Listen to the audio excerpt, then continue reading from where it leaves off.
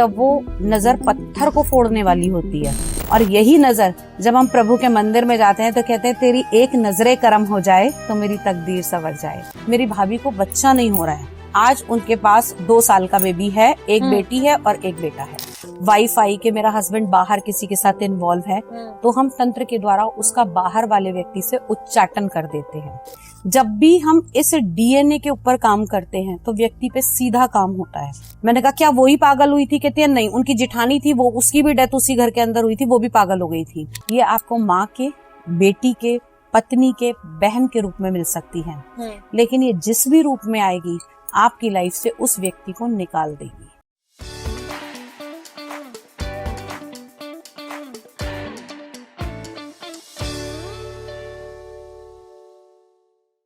Hello नमस्ते, मेरा नाम है मानवी और आप देख रहे हैं द सोशल लाइट। आज मेरे साथ जो गेस्ट हैं उनको एस्ट्रोलॉजी का बहुत ज्ञान है, उन्हें नजर, दोष और ये जो आपका तंत्र होता है जो कि ऑडियंस को बहुत पसंद आते हैं, तंत्र वाले जो पॉडकास्ट है उनमें भी बहुत ज्ञान है। तो आज मेरे साथ हैं आचार्य वसुधा जी जो कि प्रोफेशनल एस्ट्रोलॉजर हैं। तो आज हम उनसे बात करेंगे और गहराइयों में जाएंगे, तंत्र के बारे में, कर्ण पिशाचनी के बारे में, बहुत सारी चीजों के बारे में। बहुत बहुत स्वागत है आपका मैम। Thank you. कैसी हैं आप? मैं बहुत बढ़िया, कृपा। तो सबसे पहले तो आप मुझे ये जानना है कि ये नजर बहुत होती है लोगों, मतलब कि छोटे बच्चे को भी नजर लग जाती है, बड़े लोगों को भी नजर लग जाती है, थोड़े बीमार हो जाते हैं तो घर वाले बोलते हैं कि नजर उतार दो। एक्चुअली में ये है क्या? देखिए, नजर बेसिकली से नजर दोष का नाम दिया गया है। नजर एक प्रकार की एनर्जी होती है। अगर हम देखें तो हमारी बॉडी के अंदर सबसे ज्यादा जिस चीज से हम प्रभाव अपना दिखाते हैं अपनी एनर्जी का, वो हमारी आंखें होती हैं। जब हम गुस्से में होते हैं, जब हम ईर्ष्या में होते हैं, बेसिकली नजर होती है जब हमारी बॉडी से ईर्ष्या की एनर्जी निकलती है, नेगेटिव एनर्जी निकलती है और वो सामने वाले को जाके हिट करती है, तब नजर दोष होता है। और इसका बहुत गहरा प्रभाव होता है। आपने देखा होगा कि पहले हमारी दादी, नानी या अभी हमारी मदर भी, कितनी बार ऐसा होता है कि कोई दवाई नहीं लग रही होती, नजर उतारी जाती है, उसके बाद में बच्चे भी और बड़े भी सब ठीक हो जाते हैं। नजर केवल बच्चों को नहीं लगती, नजर बिजनेस को भी लगती है, नजर रिश्ते को भी लगती है। तभी कहा जाता है कि नई अगर दुल्हन होती है तो उसने चूड़ा पहना होता है तो बहुत जल्दी नजर लग जाती है। छोटे बच्चों को भी तो नजर दोष का बहुत गहरा प्रभाव होता है। नजर दोष तो बेसिकली पॉजिटिव और नेगेटिव एस्पेक्ट में भी देखा जाता है। जैसे कि अगर किसी बच्चे को नजर लगती है तो कहते हैं सबसे ज्यादा अपने माँ बाप की नजर लग जाती है। हाँ, नजर लगती है। क्यों? क्योंकि हम उसको उस समय उस खूबसूरती से देख रहे हैं। उस समय हमें भय है कि हमारा बच्चा इतना सुंदर लग रहा है, ठीक है ना? क्योंकि हमें सबसे ज्यादा जिस चीज से प्यार होता है उसी चीज का सबसे ज्यादा भय रहता है। तो वो नजर जो लग रही है वो इसलिए नहीं लग रही कि आपका बच्चा खूबसूरत लग रहा है, वो नजर इस भय से लग रही है कि हाय ये इतना सुंदर लग रहा है, हाय ये इतना सुंदर लग रहा है कि कहीं कोई और किसी की नजर ना लग जाए। तो इसलिए सबसे ज्यादा पहले माँ बाप की इसीलिए नजर लगती है क्योंकि वो कंसंट्रेशन आपके अंदर है, वो भय है आपको, आपके अंदर उस चीज को ठीक है। कैसे, मतलब मैं ये जानना चाहती हूँ कि जैसे कि माँ बाप की लगी तो क्या अलग असर होता है? हाँ। और किसी की नजर बुरी ही है, मतलब कि बुरी तरीके से देख रहा है कोई, तो उसका असर अलग होता है। क्या डिफरेंस? देखिए, माँ बाप की नजर से कभी भी बच्चे का अहित नहीं होगा, ये ध्यान रखिएगा। माँ बाप की नजर से बच्चे का अहित नहीं हो सकता। उस समय एनर्जी थोड़ी डाउन हो सकती है, उस समय उसको ऐसा लग सकता है कि हाँ मैं बहुत अच्छा फील नहीं कर रहा। लेकिन जो बुरी नजर होती है, जो ईर्ष्या से लगती है, जो बाहर की लगाई हुई होती है, जैसे कई बार ऐसा होता है हम लोग घर में खाना खाते हैं या कुछ ऐसी चीज करते हैं तो कोई मेड आ गई या कोई ऐसा व्यक्ति आ गया जो उस चीज को लेके संपन्न नहीं है, तो हम उस चीज से घबराते हैं। अब लोग कहते हैं ना कि बच्चों को भी बचा के रखो यार, किसी की नजर ना लग जाए, इतना खूबसूरत बच्चा है, किसी के बच्चे नहीं है, तो उसके मन में भी आता है काश मेरे अंदर भी। तो वो जो काश, हाय, शायद, जो ये वाले क्वेश्चन आ जाते हैं ना, जहां हमें लालसा हो जाती है या ईर्ष्या हो जाती है, तब नजर ज्यादा असर करती है। इट कैन बी इंटेंशनली और ऐसे ही नहीं। हमारी बॉडी में 7 चक्रास होते हैं, उन चक्रास की अलग अलग ऊर्जाएं होती हैं। ये ऊर्जा पॉजिटिव भी होती है और ये ऊर्जा नेगेटिव भी होती है। जब किसी से ईर्ष्या के कारण लगती है तब वो नजर पत्थर को फोड़ने वाली होती है। वो व्यक्ति का विनाश कर सकती है। और यही नजर जब हम प्रभु के मंदिर में जाते हैं तो कहते हैं तेरी एक नजरे करम हो जाए तो मेरी तकदीर संवर जाए। तो ये नजर आपको उठा भी सकती है और ये नजर आपको गिरा भी सकती है, बशर्ते के भावना कैसी है। मैं जानना चाहती हूँ कि जैसे घर में बेसिकली जो बच्चों को नजर लगती है, बड़े लोगों को लगता है कि हमें नजर लग गई है, कैसे उतार सकते हैं उस नजर को? देखिए, जैसा मैंने अभी कहा था कि बॉडी के अंदर 7 चक्रास होते हैं, ऐसे ही हमारी बॉडी के बाहर भी 7 लेयर ऑरा होती है। आपने इसके बारे में साइंटिफिकली भी सुना होगा कि ऑरा की एक पिक्चर खिंचती है जिसमें पता लगता है कि आपका ऑरा कैसा है। तो इसी तरीके से इन 7 लेयर्स को कभी नमक के द्वारा, कभी नींबू से, कभी मिर्च से, कभी फिटकरी से, ये जितने भी पदार्थ हैं ये सारे के सारे नकारात्मकता को खत्म करने वाले हैं। उनसे एंटी क्लॉकवाइज उन ऑरास को क्लियर किया जाता है, उन चक्रास को क्लियर किया जाता है। बेसिक क्या होता है, मतलब कैसे उतारेंगे? आपने जिस भी व्यक्ति की नजर उतारनी है उसको आपने खड़ा करना है, सर से लेकर पैर तक वो उल्टा यानी एंटी क्लॉकवाइज आपने 7 बार उसको उतारना है। जब उतारा करेंगे तो हम 7 बार उल्टा घुमाएंगे।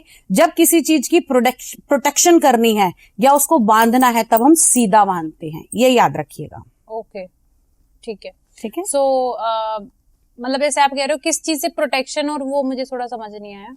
जैसे कि अगर हम ये कहें कि किसी चीज से आपको प्रोटेक्शन करनी है, कई बार ऐसा होता है ना कि हमें ये लगता है कि नहीं हम अपने आप को सेव कर रहे हैं। जैसे हम अपनी हीलिंग करते हैं तो उसमें क्या करते हैं, हम अपने आप को लॉक करते हैं ताकि सामने वाले की एनर्जी हमें हिट ना करे। तो सबसे पहले हम अपनी प्रोटेक्शन करते हैं, तो उस केस में हम सीधा करते हैं कि हम क्लॉकवाइज करते हैं कि हमने अपने आप को लॉक कर लिया। और जब हम किसी चीज को उतारते हैं, हटाते हैं, तब हम उसे उल्टा उतारते हैं 7 बार। 7 बार। ओके, सो नजर का तो कनेक्शन एक काले जादू से भी बहुत होता है। देखिए, नजर एक अलग चीज है, काला जादू एक अलग चीज है। काला जादू एक क्रिया होती है। नजर किसी को कहीं भी कैसे भी लग सकती है, कभी इंटेंशनली और कभी अनइंटेंशनली। अचानक से ही किसी ने बोला तब भी लग जाती है। लेकिन काला जादू जो होता है वो एक प्रक्रिया की जाती है। बेसिकली जादू कुछ नहीं है, काला और सफेद कुछ नहीं होता। इसमें भी किसी का गलत करने के लिए अगर आप तंत्र शक्तियों का या मैजिकल शक्तियों का इस्तेमाल करते हैं तब वो काला जादू का नाम ले लेता है। और इसके बहुत सारे उदाहरण है। अगर हम कहें तो तंत्र शक्ति तो भगवान ने ही शुरू करी थी। बिल्कुल। तंत्र के सबसे बड़े ज्ञाता भगवान शिव को अघोरी माना जाता है। उन्होंने इसी शक्ति को माँ काली को भी सिखाया और फिर उसी के बाद ये प्रचलित हुई। अगर आज आप जाके देखो तो ये साइंस ने भी दिखाया है कि मयोंग में आपने देखा होगा जहां माँ कामाख्या का है, वहां आज भी इन शक्तियों को दिखाया जाता है और आज भी ये शक्तियां वहां पर मौजूद हैं। तो भगवान शिव की जहाँ बात होती है वो तो एक अलग बात है, लेकिन अब तो लोग नेगेटिव मतलब किसी का बुरा करने में भी काला जादू करते हैं। कहते हैं ना, इंसान, बहुत पुरानी कहावत है, इंसान अपने दुख से इतना दुखी नहीं है जितना कि दूसरे के सुख से दुखी है। तो यहाँ पर, और सबसे बड़ी बात, कोई कुछ भी कर रहा है किसी को फर्क नहीं पड़ेगा। जो आपका नियर डियर है, जो आपके जानने वाला है, सबसे पहले उस व्यक्ति को उस चीज का असर पड़ेगा। किसी ने रोल्स रॉयस खरीदी, आपको कोई फर्क नहीं पड़ता यार, सड़क पे बहुत सारी घूमती हैं रोल्स रॉयस, कोई मतलब नहीं है। लेकिन यही रोल्स रॉयस अगर आपकी किसी फ्रेंड ने खरीदी तो आप कहेंगे अरे यार इतनी जल्दी तरक्की कर गई, मैं तो अभी स्ट्रगल कर रही हूँ, ऐसा क्या किया इसने, ऐसा क्या हुआ, हाय कहाँ से आया इसके पास।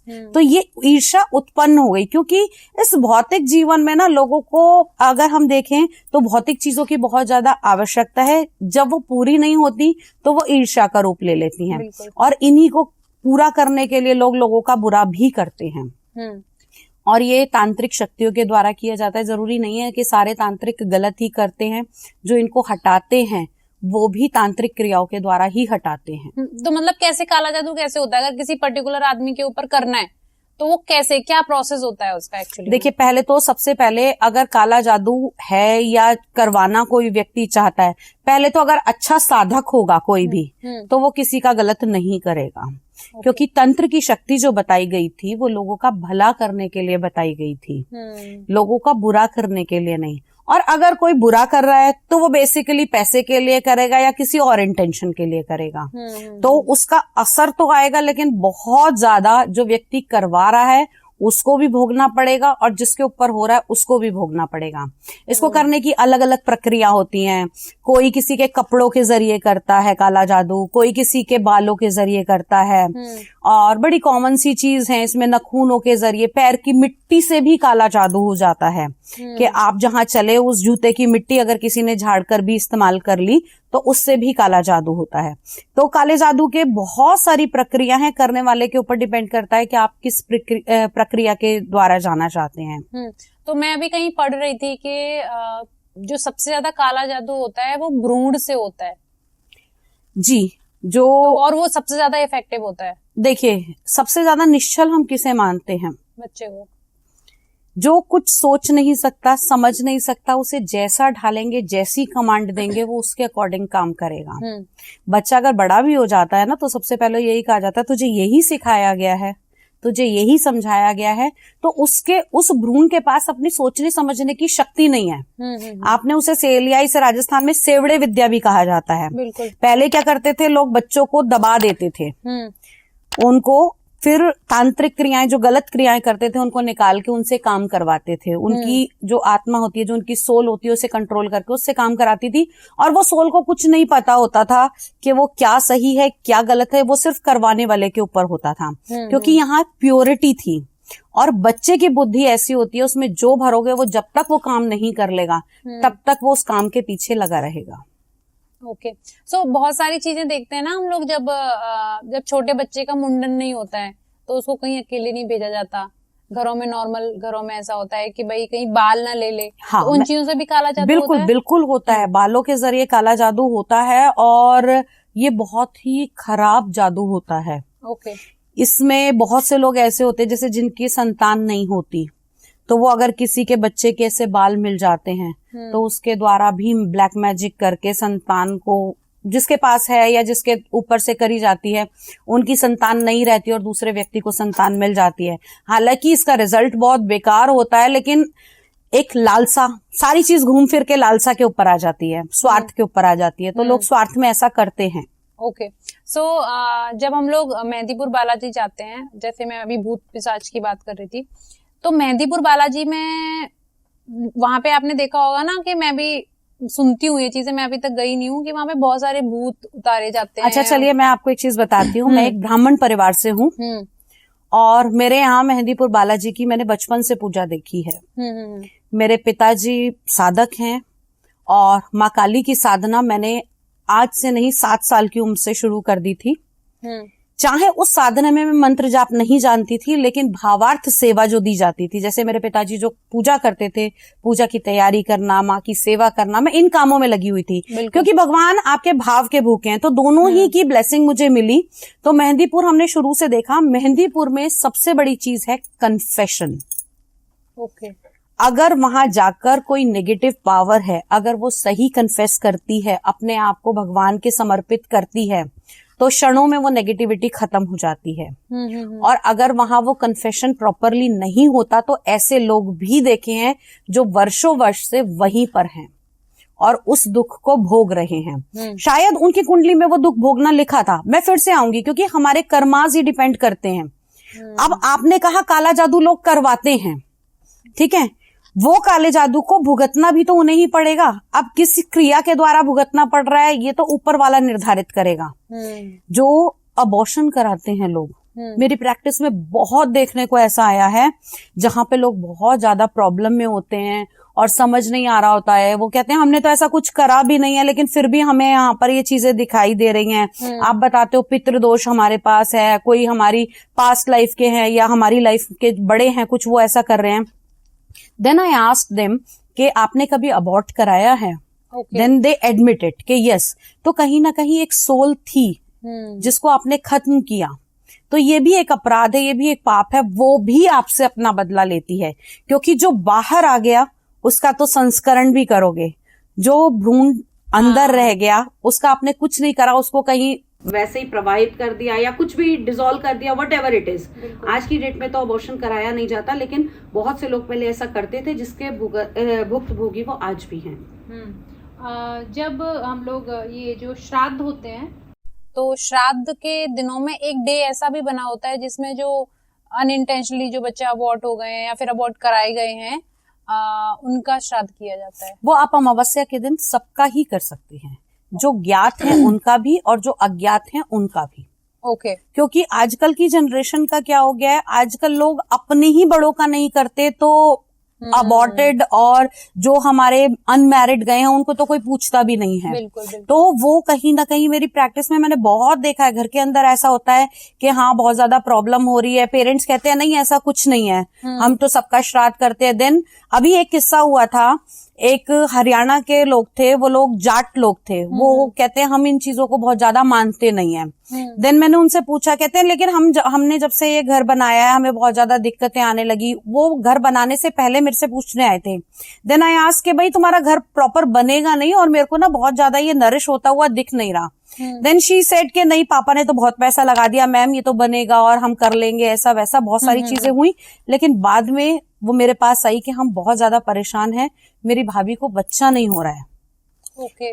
ठीक है, तो मैंने उनको बोला, मैंने कहा कहीं ना आपके फोर फादर्स जो हैं उसमें ऐसा हुआ है।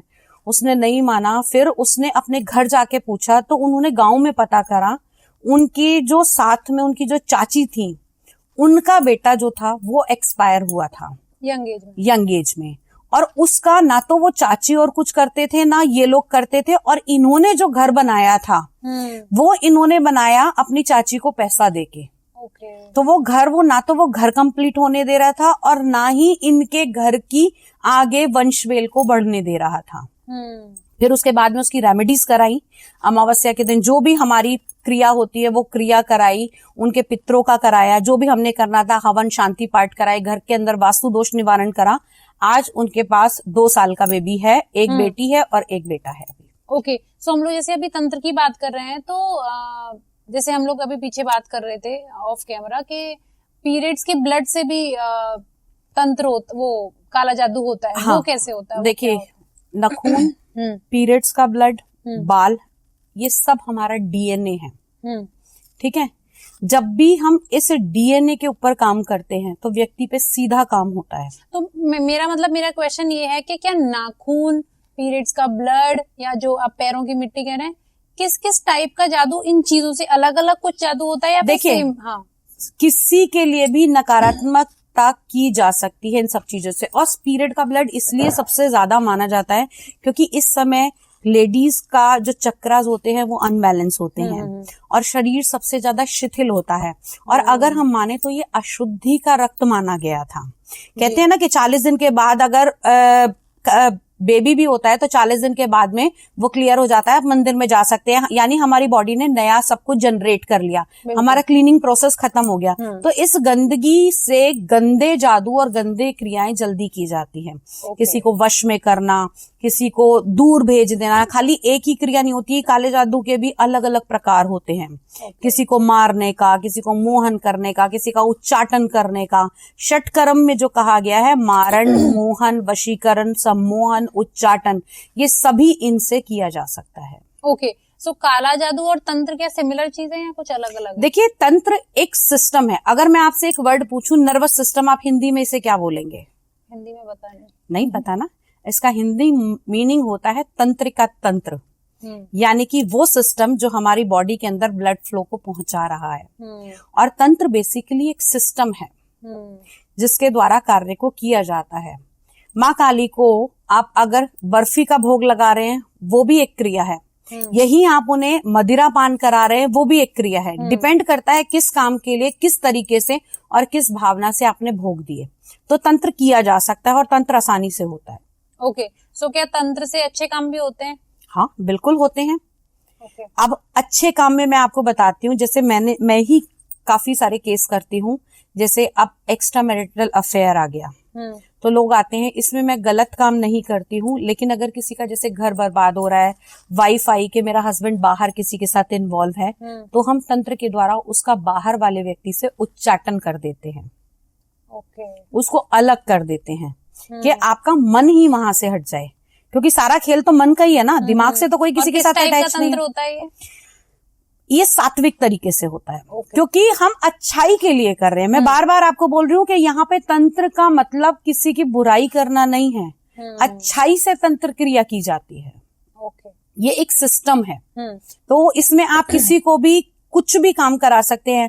अब हस्बैंड वाइफ हैं, आपस में एक दूसरे के बीच में अट्रैक्शन नहीं है या बात नहीं हो रही है, तो उसे भी तंत्र के द्वारा एक दूसरे के प्रति मोहित कराया जा सकता है कि भाई आपके आपसी दूरी जो है वो खत्म हो, क्योंकि इतनी बिजी लाइफ हो गई है, लोग अपने काम में इन्वॉल्व हैं, हस्बैंड अपने ऑफिस चला जाता है, वाइफ अपने ऑफिस चली जाती है, एक दूसरे के लिए किसी के पास समय नहीं बचा है। और बाद में एक टाइम पीरियड के बाद में वो चीजें ध्यान में आती है कि हमारे बीच में ऐसा कुछ है नहीं, तब ये चीजें हो जाती हैं इजीली। तो क्योंकि आप एस्ट्रोलॉजर भी हो, तो एस्ट्रोलॉजिकल कोई रेमेडी अगर करना चाहे इस चीज को कि अगर आपके हस्बैंड आपसे बात नहीं करते हैं या एक्स्ट्रा मैरिटल अफेयर चल रहा है या अट्रैक्शन नहीं है दोनों के बीच में, तो उसमें क्या रेमेडी, सबसे क्विक जो रेमेडी होती है वो क्या कर सकते हैं? देखिए, मैं आपको बताती हूँ कि इन सब चीज का नाता ना शुक्र से होता है।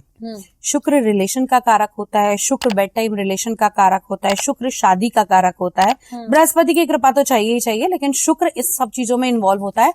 तो शुक्र को अच्छा करने के लिए अच्छे से अच्छे परफ्यूम यूज करें। और अगर आप बहुत ज्यादा अपने घर के अंदर रिलेशन को अच्छा बनाना चाहते हैं, तो जहां पर आपका बेडरूम है वहां पर आपने व्हाइट कलर के 2 हंसों के जोड़े की पिक्चर लगानी चाहिए।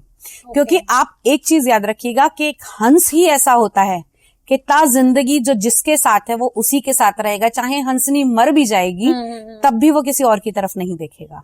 ओके, सो क्योंकि बहुत सारे ऐसे केसेस आते हैं ना कि हस्बैंड बहुत ड्रिंक करते हैं, उस केस में क्या आप एक रेमेडी कर सकते हो? कि देखिए, मैंने कहा था आपसे कि अगर ड्रिंक करते हैं, मैंने अभी एक उच्चाटन चीज बताई थी आपको। उच्चाटन किसी चीज की क्रेविंग होना, ये हमारी बॉडी के अंदर होती है।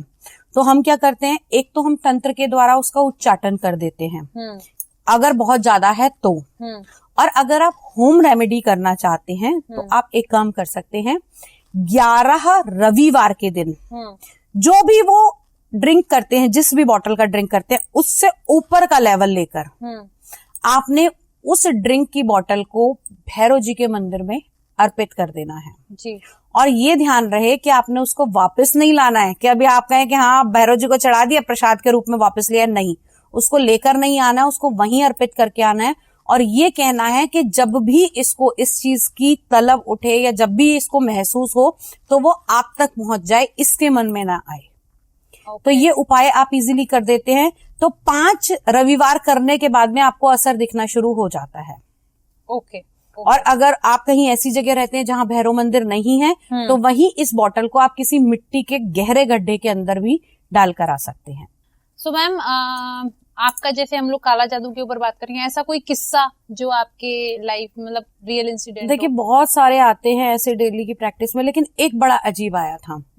एक लेडी थी, उसको वो बहुत ज्यादा बीमार थी, छोटे छोटे बच्चे थे, पता नहीं चल रहा था, डायग्नोज नहीं हो रहा था कि उसको प्रॉब्लम क्या है। वो मेरे ऑफिस में आई, मैंने उसको बोला, फिर मैंने उसको, हमारे कुछ यंत्र होते हैं, मैंने कहा फोटो खिंचवा के लेकर आओ। जब वो फोटो खिंचवा के लेकर आई, आप बिलीव नहीं करेंगे, जो उसका फेस था वो उस फोटो में था ही नहीं। अच्छा।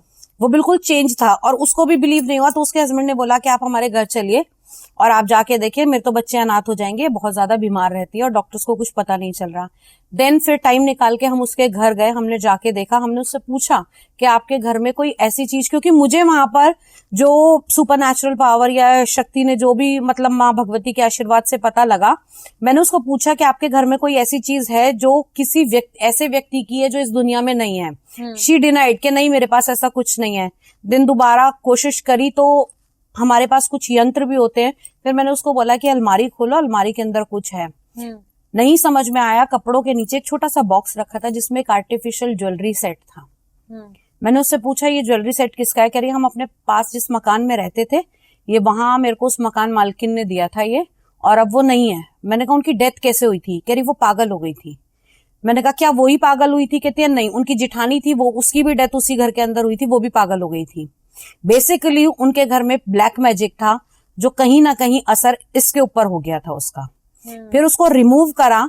जब उसको रिमूव करा, शाम का टाइम हो चुका था, उस नेकलेस को निकलवा के बाहर रखा। मैंने कहा सुबह इसे जमुना जी में जाकर आप, क्योंकि हमारे पास में जमुना जी पड़ती है, उनका वहां जाके प्रवाहित कर देना। जब वो उस नेकलेस को उसका हस्बैंड बाहर से लेके जा रहा था, वो अंदर चीख रही थी कि मेरे पेट को मत खींचो, मैं मर जाऊंगी, इस तरीके से चीख रही थी। और साथ में उसके जो बैठे हुए थे, उन्होंने मुझे बाद में बताया कि दीदी जब हम जा रहे थे इसको जमुना जी लेके, तो हमें खुद नहीं पता था कि गाड़ी कैसे चल रही है, और गाड़ी का एक्सीडेंट हुआ, हमने निगमबोध घाट के दीवार में जाके गाड़ी रोकी और गाड़ी आगे से टूट गई थी। तो इतना गंदा मैजिक था और इतना गंदा असर था। With the grace of God बाद में पता लगा कि उसके पेट में भी बीमारी बन रही थी जब ये सारी चीजें हट गई, क्योंकि वो पता ही नहीं लगने दे रही थी उस चीज का। और आज वो बिल्कुल ठीक है, हेल्दी है, हैप्पी है, और भगवती की कृपा है आज भी वो लोग मेरे से जुड़े हुए हैं। ओके, सो अभी आप बता रहे थे एक IVF वाला किस्सा ऑफ कैमरा। हाँ, मेरे पास ऐसे एक नहीं 2 सिस्टर थी। बड़ी वाली का सबसे मैंने आज से 7 साल पहले काम किया था। तो उसके घर जाके सबसे पहले मैं काम करती हूँ, मैं उसकी हॉरोस्कोप देखती हूँ कि अगर गॉड ने कोई प्रॉमिस लिखा है हमारे नसीब में तो वो हमें क्यों नहीं मिल रहा। सबसे बड़ी बात यह है कि किसी चीज को तंत्र के द्वारा आप जबरदस्ती नहीं पा सकते। ठीक है, मैंने देखा, मैंने उसको देख के बोला, मैंने कहा आपकी हॉरोस्कोप के अंदर है, संतान का योग है और आने वाले टाइम में बनेगा, लेकिन कहीं ना कहीं बंदिश है आपके घर में। मैं गई, उसके घर में नेगेटिव एनर्जीज थी और कहीं ना कहीं उसके ऊपर उनके वो पेरेंटल चल रही थी, पास्ट लाइफ, मतलब अब शादी से पहले की। तो उसको वहां पर उसकी कोख बंधन थी, वो खोला, घर से नेगेटिविटी रिमूव करी, उससे पूछा कि आप अब बाहर जो हमारी रिस्ट्रिक्शंस होती हैं कि आप ये इतने टाइम तक ये काम नहीं करना, ये काम नहीं करना। 3 महीने भी कंप्लीट नहीं हुए थे मुझे काम करे हुए कि 2.25 महीने में उसका फोन आ गया मेरे पास कि दीदी कॉन्ग्रेचुलेशन, भगवती की कृपा से अब मैंने कंसीव कर लिया और मुझे 1 महीना हो गया है। उसके बेटी है अभी, अच्छी बड़ी है। तो उसकी जो दूसरी सिस्टर है उसको भी यही प्रॉब्लम हुई। उसने सिर्फ एक ही बात बोली कि एक बार दीदी से पूछ ले, अगर वो यस कर देंगी तो काम करा लियो तो हो जाएगा। मैंने उसकी भी हॉरोस्कोप चेक करी, मैंने उसकी और उसके हस्बैंड की हॉरोस्कोप चेक करी। मैंने कहा हाँ जी बिल्कुल है, और बेटे का योग बनता है आपका। कह रही नहीं दीदी मेरे 4 IVF फेल हो गए हैं, आप क्या बात कर रहे हो, और मुझे लिख के दिया है मैक्स वालों ने, you can't conceive normally. Then मैंने ये बोला कि देख 2 ही चीजें ऐसी हैं, जीवन और मरण, जिसके ऊपर वाले का हाथ है। तेरी कुंडली प्रॉमिस कर रही है कि तेरे को संतान होगी। कहती है बहुत रोई बहुत रोई, कह रही दीदी अगर ऐसा हो जाएगा ना तो मुझसे खुश कोई नहीं होगा। कह रही मैं IVF भी दोबारा करा लूंगी। मैंने उसके घर का सारा काम किया, नेगेटिव एनर्जी रिमूव करी। मैंने कहा तुझे 6 महीने लगेंगे मैक्सिमम। कहती है IVF करा लूं 6 महीने के बाद। मैंने कहा कुछ जरूरत नहीं है, अभी 6 महीने निकलने नहीं ना। कहती है नहीं। उसका 4 महीने बाद मुझे फोन आया, दीदी नॉर्मली कंसीव हो गया है and she bless with the boy baby. जब वो OT लेके जा रहे थे, शी कॉल्ड मी कि दीदी मुझे OT लेकर जा रहे हैं। मैंने कहा जल्दी जाइयो, बेटा आने वाला है। ओके। तो भगवती का बहुत आशीर्वाद है, अच्छे काम किए, लोगों की बहुत ब्लेसिंग मिली, और कोई ऐसी लालसा नहीं है। ठीक है, जिसका काम होता है भगवती सबका काम करते हैं। तो ऐसे केसेस में जैसे कि जो लोग आप तक नहीं पहुंच पा रहे हैं और जो बहुत साल हो जाते हैं लोगों को ट्राई करते हुए, तो उनका बच्चा कंसीव ही नहीं हो रहा है, कोई ऐसी रेमेडी है जो वो कर सकते हैं और कंसीव हो जाए? देखिए, एक तो माँ अहोई अष्टमी की पूजा कर सकते हैं जो दीपावली के बाद में होती है। दूसरी चीज, अगर कंसीव नहीं हो रहा है, अगर आपको संतान पानी है, तो वो माँ अपने रूम में या जहां वो सबसे ज्यादा बैठती है वहां पर माता अंजनी की एक फोटो ले ले, जिसमें उन्होंने हनुमान जी को बाल स्वरूप अपनी गोदी में ले रखा है। वो उस ऑरा में रहेगी तो निश्चित तौर पर जल्दी उसको कंसीव होगा, अगर उसकी कुंडली में प्रॉमिस है संतान का। ओके। सो आजकल ना मैम बहुत सारी रील्स आपने भी देखी होंगी, हम सब लोग देख रहे हैं कि जो एस्ट्रोलॉजी बोलेंगे, जो न्यूमरोलॉजी में जो एक्सपर्ट होते हैं, वो बताते हैं कि हाथ पे आप 3 नंबर या 4 नंबर लिख लो तो आपकी ऐसी लाइफ होगी, और अगर आपके पास पैसे नहीं आ रहे हैं तो हथेली पे ये नंबर लिख लो तो पैसे आने लगेंगे, लाइक दैट। तो मैं जानना चाहती हूँ ये कितना सच होता है, ये मिथ है या फिर क्या है? देखिए, अंक शास्त्र भी एक शास्त्र है। जैसे एस्ट्रोलॉजी होती है ऐसे न्यूमरोलॉजी भी होती है, इसका गहरा असर होता है। लेकिन अगर नंबर लिखने से ही व्यक्ति का सारा काम हो जाता तो लोग जॉब्स क्यों करते? सब नंबर लिख के बैठ जाते ना। तो नंबर असर करेंगे जब आप कार्मिक काम करेंगे। कोई भी एनर्जी, कोई भी नंबर आपको उस काम को करने के लिए फोर्स कर सकती है, लेकिन आपकी डेस्टिनी को चेंज नहीं कर सकती। बिल्कुल। ये एक पॉजिटिव ऑरा क्रिएट होता है, एक पॉजिटिव एनर्जी जो आपको बूस्ट करेगी। तो इसका अगर आप ये सोचो कि ये करने से जादू हो जाएगा, दैट इज नॉट पॉसिबल। ये रेमेडी करने से सिर्फ आप एक ऑरा इनहांस कर सकते हैं या उस चीज से लड़ने की शक्ति पा सकते हैं। बाकी रातों रात कोई जादू नहीं होता और ना ही ऐसा माना गया है। ओके, सो वही मैं पूछना चाहती हूँ कि एस्ट्रोलॉजिकली क्या रेमेडी कर सकते हैं अगर किसी के पास अचानक कोई तंगी आ रही है, पैसों की कमी आ रही, तो क्या एस्ट्रोलॉजिकली रेमेडी हो सकती है? अपने घर के अंदर जो भी करेंसी का सबसे बड़ा नोट हो उसको एक फ्रेम करके लगवा दीजिए और उसकी ऑरा देखिए। आपके घर के अंदर कहते हैं ना कि धन ही धन को खींचता है। ओके, तो वो काम जरूर होता है। और आपके घर के अंदर अगर लक्ष्मी की किसी भी प्रकार से कोई भी प्रॉब्लम चल रही है तो पीले चावल रंग के माँ लक्ष्मी को अर्पित कर दीजिए और फिर चमत्कार देखिए, आपके घर में धन आने लगेगा। और रंगने किससे? हल्दी से? हल्दी से भी रंग सकते हैं, केसर से भी रंग सकते हैं। ओके, सो आजकल आपने देखा होगा, मतलब काफी बातें होती हैं इस चीज के, कर्ण पिशाचनी के ऊपर बात होती है। तो जो बागेश्वर बाबा, कुछ लोग ऐसे बोलते हैं कि जो बागेश्वर बाबा ने कर्ण पिशाचनी ले रखी है इसलिए वो सबका भविष्य बता देते हैं पहले से ही, तो उसमें क्या सच्चाई है और आपके अकॉर्डिंग क्या? देखिए, मैं किसी के पर्सनल के ऊपर कुछ नहीं कहूंगी, सबकी अपनी अपनी विद्या है, सब अपनी अपनी विद्या से करते हैं काम। लेकिन हाँ, मैं कर्ण पिशाचिनी को जरूर बताना चाहूंगी, इसके इफेक्ट, साइड इफेक्ट और ये क्या और किस लिए काम करती है। बेसिकली कर्ण पिशाचिनी भी एक साधना है, ये पिशाचिनी साधना होती है और इसके द्वारा जो पिशाचिनी है वो आपको वरदान देती है, वो आपके कान में आके बोलती है। ठीक है, लेकिन पहले के समय में इस विद्या का उपयोग सिर्फ और सिर्फ वो व्यक्ति करते थे जो किसी की हेल्प करना चाहते थे। कि जैसे पहले के समय में इतने साधन नहीं थे लोगों को ढूंढने के, कोई व्यक्ति गया, खो गया, वापस नहीं आया, किसी का पता नहीं लग रहा, तो उसको ढूंढने के लिए इन सारी विद्याओं का पता लगाया जाता था।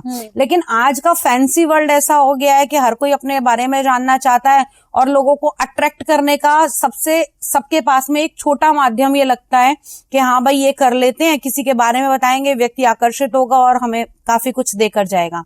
तो ये बहुत इजी चीज नहीं है, आपको बता दूं। इसके साइड इफेक्ट ये भी होते हैं कि कर्ण पिशाचिनी जो होती है इसकी साधना करने के तरीके हैं। और दूसरी चीज, ये आपको माँ के, बेटी के, पत्नी के, बहन के रूप में मिल सकती है। लेकिन ये जिस भी रूप में आएगी आपकी लाइफ से उस व्यक्ति को निकाल देगी। जी, क्योंकि इनकी पिशाचिक स्थिति होती है, ये अपना एकाधिकार चाहते हैं कि जहां मैं हूं तो मैं ही हूं। और दूसरी चीज, जब तक आप इनसे काम करवाओगे ठीक है, जब आप इनकी बात नहीं मानोगे तो ये आपकी लाइफ तक खत्म कर सकती हैं। तो ये इजीली ये विद्या सीख सकते हैं कोई भी? कोई बुक है या क्या है, किस चीज से सीखी जा सकती है? ये ना विद्या आजकल बहुत सारे लोग कर रहे हैं, लेकिन इसके साइड इफेक्ट इतने हैं, लोग पागल हो गए हैं इसको करने के बाद में। और पहली बात तो इतनी आसानी से ये होती नहीं है। और आपको ये हिदायत, व्यूअर्स को भी ये हिदायत देना चाहूंगी कि जो चीज छोटी और सोना दिखती है वो वास्तव में सोना नहीं होती है। कभी भी किसी गुरु के बिना, कर्ण पिशाचिनी तो क्या, कोई भी साधना नहीं करनी चाहिए। क्योंकि अगर कभी भी आपसे साधना में छोटी सी भी त्रुटि होती है तो उसके बहुत बड़े रिजल्ट होते हैं। हम साधना करते हैं, हमें वर्षों बीत गए, लेकिन आज भी हम उस चीज को निरंतर करते आ रहे हैं। किसी चीज को सिद्ध करना आसान है लेकिन उसको संभालना उतना ही मुश्किल है। आती हुई चीजें बहुत अच्छी लगती है, लेकिन जब उस एनर्जी को आपको होल्ड करना होता है ना, उसकी डिमांड्स पूरी करनी होती है, व्यक्ति के पैरों तले जमीन निकल जाती है और अंत समय भी बहुत बुरा होता है उसका। क्योंकि क्या करोगे, अच्छे काम तो करोगे नहीं। बिल्कुल साफ सीधी सी बात, जहां मन में लालच आ गया, हर व्यक्ति अपना काम कराना चाहेगा। अगर आपके नसीब में नहीं है, नसीब से ज्यादा दोगे तो किसी का छीन के दोगे। फ्रैंकली, अगर छीन कर दे रहे हो तो कहीं ना कहीं उसका भुगतना तो आपको भोगना ही पड़ेगा। बिल्कुल। सो अभी ना आप बार बार बोल रही हैं माँ भगवती की, क्योंकि आप उनको आप उनकी ज्यादा पूजा करती हैं, राइट? देखिए, हाँ, मैं मानती हूँ कि सारा ब्रह्मांड शक्ति पर चलता है। बिना शक्ति के शिव भी शव है। राइट? आपने देखा होगा कि मोक्ष द्वार जितने बने होते हैं उन सब के बाहर शिव होते हैं। आप और मैं बात कर रहे हैं, ये भी काली की एक शक्ति है, ये भी माँ भगवती की एक शक्ति है, ये शक्ति का एक स्वरूप है। तो मैं उस सुपर नेचुरल पावर को मानती हूँ, उस स्वरूप को मानती हूँ, शक्ति को मानती हूँ जिसने हम सबको बनाया और उसी से सब निकल कर आए और वो ही सब में समाहित है। मानती मैं हनुमान जी को भी हूँ, कृष्ण जी को भी हूँ, लेकिन कहीं ना कहीं जो भगवती ने ब्लेसिंग दी तो वो ही एकाएक रूप मेरे को चारों तरफ से नजर आता है।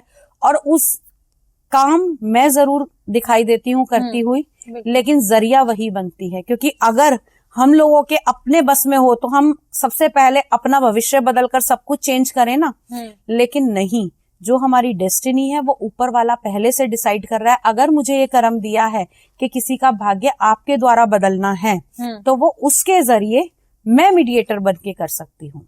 ओके, सो जो माता की जो पूजा होती है उसमें कुछ लोग बोलते हैं कि लेडीज को करनी नहीं चाहिए क्योंकि उससे उसमें उनमें आक्रोश आ जाता है, और कुछ लोग ये भी बोलते हैं कि सप्तशती पाठ होता है वो भी नहीं करना चाहिए अगर वो थोड़ा सा कुछ उसमें त्रुटि होती है, मतलब अगर पढ़ने में, तो उसका बहुत ऑपोजिट आपको रिजल्ट मिलता है। तो उसमें क्या सच्चाई है, आप ये मुझे। मैम आप एक बात बताइए, भगवान को क्या किसी चीज की आवश्यकता है? नहीं है ना। भगवान केवल आपका भाव देखते हैं।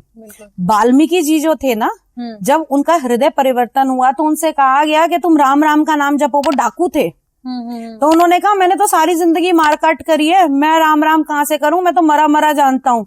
तो उनसे कहा गया तुम भावना राम की रखो और मरा मरा बोलते रहो। आप रट के देखो 10 मिनट राम मरा मरा, पता नहीं चलेगा कि कब राम में तब्दील हो गया। ऐसे ही भगवान, आप सप्तशती का पाठ करो, पूरी भावना से करो। आप अगर अच्छी भावना से कर रहे हो तो माँ है वो, माँ कभी भी किसी का हित नहीं करती। माँ काली को लोग कहते हैं कि भाई काली, हमने बहुत आजकल बड़ा ट्रेंड चल गया है, लोग कहते हैं हम काली की हीलिंग करते हैं, हम काली की शक्तियां। काली अपने आप में शिव भी नहीं संभाल पाए थे। काली को संभालने के लिए स्वयं शिव को आना पड़ा था। तो काली कोई संभाल नहीं सकता। हाँ, योगिनी हो सकती है, उनकी शक्तियां हो सकती है, उनकी सुपरनेचुरल पावर हो सकती है, लेकिन कोई देवी को नहीं साध सकता। ओके। हाँ, आप पूजा कीजिए, उनकी ब्लेसिंग मिल सकती है आपको। वो ब्लेसिंग के जरिए, मैं भी भगवती की आराधना करती हूँ, माँ की ब्लेसिंग है। साक्षात्कार तो दुनिया में कोई नहीं कर पाया उनका। मैं जानना चाहती हूँ कि तो सप्तशती का पाठ आप कर सकते हैं नॉर्मल? आराम से कीजिए। सप्तशती के पाठ करने से तीसरा और चौथा अध्याय, दूसरा तीसरा और चौथा अध्याय धन की प्राप्ति के लिए आप आराम से कर सकते हैं। ओके। और कवच और कीलक, जो व्यक्ति कवच का पाठ करता है उसका कभी कोई अहित नहीं कर सकता। किसी ने कंसीव किया है, बच्चा बार बार किसी का मतलब अबॉर्शन हो जाता है या अनटाइमली बच्चा मर जाता है, वो कवच का पाठ करे, उसके बच्चे को कुछ नहीं होगा। आपका काम नहीं चल रहा, आप कवच का पाठ करना शुरू कीजिए, आपकी विजय हासिल हो जाएगी। कवच का पाठ अपने आप में बहुत बड़ा है और उसकी महिमा कोई नहीं जान सकता। ओके। सो इसमें एक मिथ ये भी आता है, मिथ नहीं बोलेंगे, मतलब कुछ लोगों का कहना है, कुछ लोगों का इसमें ऑपोजिट बोलना है कि जो गायत्री मंत्र का पाठ है वो तेज आवाज में नहीं करना चाहिए, मतलब किसी को सुनाई ना दे। नहीं जी, आप जब अनुष्ठान होते हैं, जब बड़े बड़े अनुष्ठान होते हैं तो एक आवाज में मंत्र जाप किया जाता है। और कोई भी मंत्र हो, ना सिर्फ गायत्री, हर मंत्र की अपनी एक अलग वाइब्रेशन है। जैसे ओम की अलग वाइब्रेशन है, ऐसे ही गायत्री मंत्र की अलग वाइब्रेशन है, जो इस ब्रह्मांड में जाकर हमें वो super active, super natural power से कनेक्ट करती हैं। हाँ, लेकिन गायत्री मंत्र को रात के समय नहीं करना चाहिए क्योंकि ये सूर्य उपासना का मंत्र होता है। गायत्री का पाठ हमेशा दिन छुपने से पहले ही करना चाहिए। रात में गायत्री मंत्र वर्जित है। कुछ कोई आप तुम लोगों से कोई क्वेश्चन?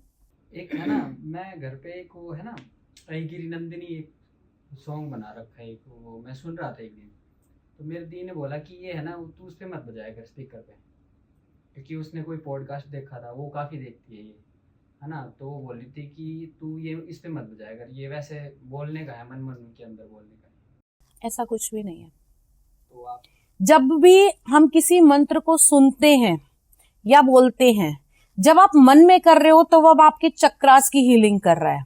जब आप उसे बाहर से सुन रहे हैं तो आपके बाहर एक ऑरा क्रिएट कर रहा है। यही डिफरेंस है कि अगर आप सेल्फ के लिए कर रहे हैं तो अलग है, अगर आप पूरे घर की वाइब्स के लिए कर रहे हैं तो अलग है। आपने हनुमान चालीसा है, कहा गया था कि हनुमान चालीसा को लाउड स्पीकर पे चलाइए, क्यों नहीं चलाते? हनुमान चालीसा भी लाउड स्पीकर पे चलाई जाती है ना, क्योंकि ऑरा क्रिएट करती है ये। लेकिन बोलते हैं कि बजरंग बाण का पाठ नहीं करना चाहिए रोज। मैं रोज करती हूँ बजरंग बाण का पाठ। अभी बहुत सारी रील चल रही हैं कि लोग कहते हैं बजरंग बाण का पाठ सिर्फ बहुत ही इमरजेंसी में करना चाहिए, जब आपको कुछ ना नजर आए। देखिए, ये आपकी भावना पर है, आपने कितना, आपके अंदर कितनी कभी भी आप हनुमान जी की पूजा कीजिए, उसके बाद में आपको राम नाम का जप या राम नाम की स्तुति करना आवश्यक है, क्योंकि हनुमान जी की शक्तियां इतनी हैं कि आप उन्हें संभाल नहीं सकते। उस एनर्जी को, उस पावर को संभालने के लिए आपको राम नाम की आवश्यकता है। आप कभी भी देख लीजिएगा, हनुमान जी का सुंदर कांड हो, हनुमान जी का पाठ हो, हनुमान जी का हवन हो, कुछ भी हो, उसके बाद में 108 बार राम नाम जप की माला की जाती है, ताकि वो उस सारी एनर्जी को बैलेंस कर दे। मेरे जो बेसिक क्वेश्चन थे वो सारे हो गए मैम। मैं बस आपसे ये जानना चाहती हूँ कि आप एस्ट्रोलॉजी भी करते हो, तंत्र और ये सारी चीजों में हो, तो आपको पहले तो क्लाइंट पहले तो आप अपना इंट्रोडक्शन पूरा दे दीजिए लास्ट में कि आप क्या क्या करते हो, और अगर आपसे कोई हेल्प लेना चाहता है तो वो कैसे ले सकता है। देखिए, मैं एस्ट्रोलॉजी भी करती हूँ, मैं टैरो कार्ड रीडिंग करती हूँ, मैं हीलिंग करती हूँ, ऑरा स्कैनिंग करती हूँ, और ब्लैक मैजिक रिमूव भी करती हूँ। Okay, right. इसके अलावा वास्तु, नेगेटिव एनर्जी, कई बार ऐसा होता है घर तो ठीक ठाक बन रहा है लेकिन नेगेटिव एनर्जी बहुत ज्यादा होती है, तो वो भी करती हूँ।